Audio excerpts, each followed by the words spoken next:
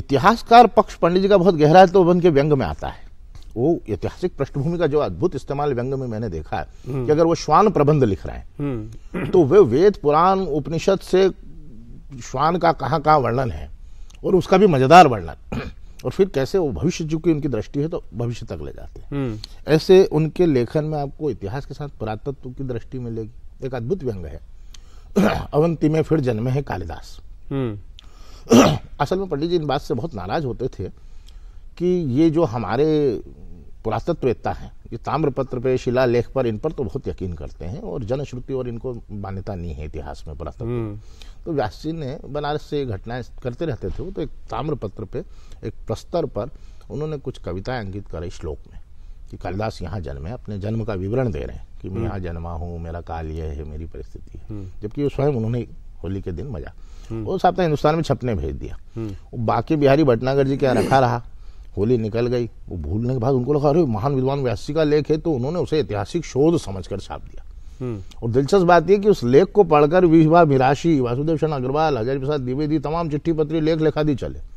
बाद में उनको लिखना पड़ा कि ये डॉक्टर एकांत बिहारी नाम से लिखा था, उन्होंने लिखा कि अकविता का दौर आ गया, कहानी का दौर आ गया, अभी अनुसंधान का दौर नहीं आया, इसलिए एकांत बिहारी पुनः एकांत में चले गए।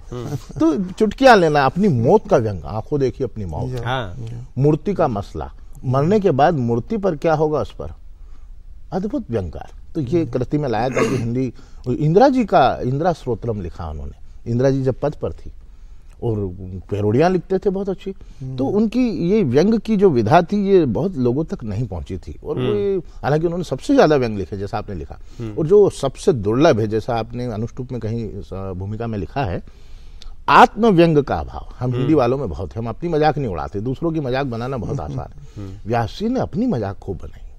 एक लेख है उनका बहुत सुंदर, अपनी आत्मकथा लिखना चाहता हूं पर क्यों नहीं लिख रहे हैं, वो पढ़ने लायक है। और ऐसे ही उन्होंने पद्म भूषण का मजाक उड़ाया, और उसमें जो लिखा कि ये नाम का पद्म, इसमें सुगंध नहीं, जैसे मैं नाम का सूर्य, मुझ में कहाँ प्रकाश, करके उस पद्म, वो पद्म भूषण लौटा कर बाद में तो उन्होंने शायद उन साहित्यिक भांड और लोगों का मजाक उड़ाया जो आज भी पद्म भूषण पद्मश्री पाने के लिए सत्ता के दरवाजे पर बिछ बिछ जाते, अपनी चदरियां शिखर के सम्मान के लिए कबीर बनते हैं पर लौट लौट जाते हैं।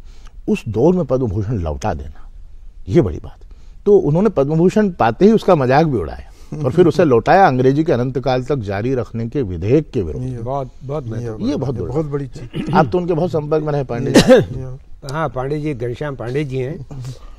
पांडे जी जो है वो गणित और विज्ञान के बहुत बड़े विद्वान हैं और पंडित जी के बहुत ही गहरे संपर्क में आए हुए हैं। तो राजशेखर व्यास ने तो पंडित जी के पूरी एक तरह से चित्र खींचा। उनके चित्र खींचने के बाद, क्योंकि वो उनके सानिध्य में बहुत करीब रहे हैं घनश्याम पांडे जी, इसलिए मैं चाहूँगा कि घनश्याम पंडित जी के व्यक्तित्व पर, उनके कृतित्व पर कुछ प्रकाश डालें तो शायद इस बात को और ज़्यादा संपूर्णता मिलेगी। जब मैं उज्जैन आया तो मुझे ज्ञात था कि ये इस नगर का इतिहास बहुत ही समृद्ध है। जितना समृद्धशाली उज्जैन का इतिहास था, इस पृथ्वी पर किसी भी नगर का उतना पुराना और उतना समृद्धशाली इतिहास नहीं था। उदाहरण के लिए, जब दिल्ली एक गांव भी नहीं था तो उज्जैन पूरे भारत की राजधानी था सम्राट विक्रमादित्य के समय में।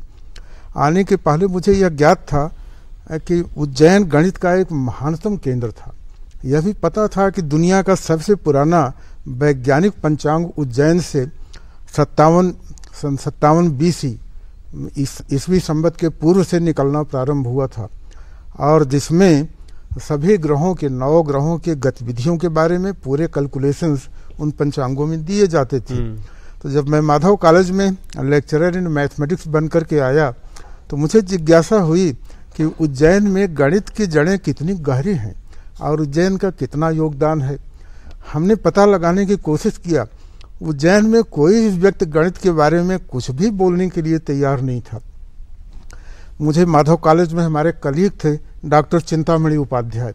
हमने उनसे पूछा कि पंडित जी, हम गणित के इतिहास पर कुछ पेपर्स लिखना चाहते हैं, हमें कोई सोर्स बताइए।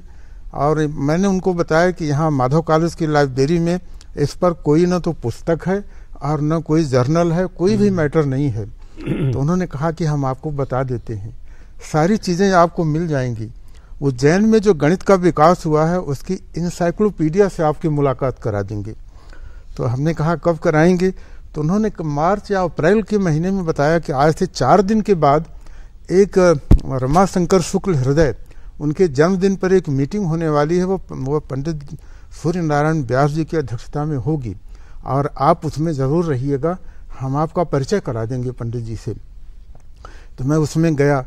रमाशंकर शुक्ल हृदय के परिजन भी आए हुए थे, डॉक्टर सुमंगल सिंह सुमन थे, चिंतामणि उपाध्याय, बाल कवि बैरागी, महेश शरण जौहरी, ललित, सब लोगों का व्याख्यान हुआ।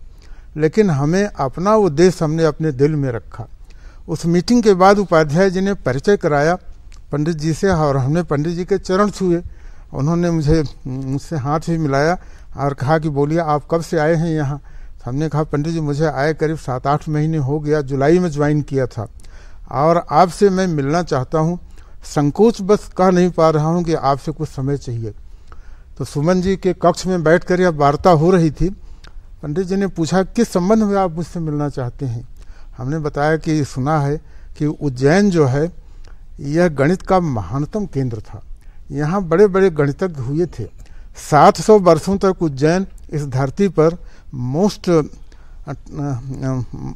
इम्पॉर्टेंट सेंटर रह चुका है, हम इसके बारे में कुछ पेपर्स लिखना चाहते हैं। तो पंडित जी ने कहा ठीक है, आप कल से हमारे यहाँ आना शुरू कर दीजिए। उन्होंने टाइम दिया 5 बजे का, तो हम थोड़ा पहले ही पहुँच गए थे। पंडित जी ने मुझे देखा और बुला लिया।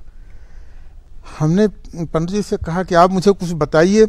उन्होंने कहा नहीं, अभी हम आपको कुछ भी नहीं बताएंगे, और मुझे 2 पुस्तकें दिया, कहा इसको ले जाइए और 10 दिन पढ़ने के बाद फिर आइए। मुझे आज भी यह चलचित्र की तरह मालूम है। उन्होंने जो पहली पुस्तक हमारे हाथ में थमाई वह पंडित सुधाकर द्विवेदी की लिखी हुई गणक तरंगिणी थी, और दूसरी पुस्तक पंच सिद्धांतिका, जैसे सुधाकर द्विवेदी ने और जीत थिबू ने एडिट किया था। हमने सिर झुकाकर दोनों पुस्तकें लिया। ज़्यादा समय न लेते हुए पंडित जी को प्रणाम किया और मैं घर चला गया।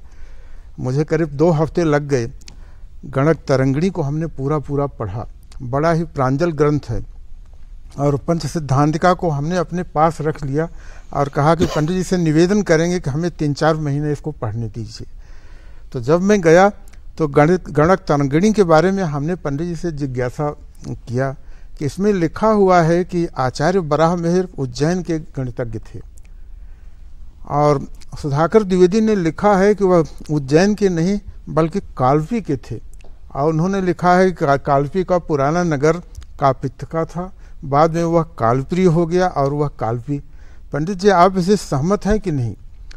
पंडित जी ने कहा कि अभी हम कुछ नहीं कहेंगे, आपको एक आध पेपर और देंगे। उन्होंने मुझे और एक पेपर दिया जो नागपुर यूनिवर्सिटी के प्रोफेसर अजय मित्र शास्त्री का था। अजय मित्र शास्त्री ने लिखा था कि उज्जैन में पंडित सूर्य नारायण व्यास चलाते हैं कि वराह मिहिर उज्जैन के थे। उज्जैन में आए जरूर थे, लेकिन उनका जन्म स्थान उत्तर प्रदेश के फर्रुखाबाद जिले में संकासिया था। और उन्होंने लिखा था अजय मित्र शास्त्री ने कि एक हुएनसांग ने लिखा कि काह पिता एक छोटा सा नगर था और उसका पुराना नाम ही कापित्थका था, और वराह मिहिर वहाँ के रहने वाले थे।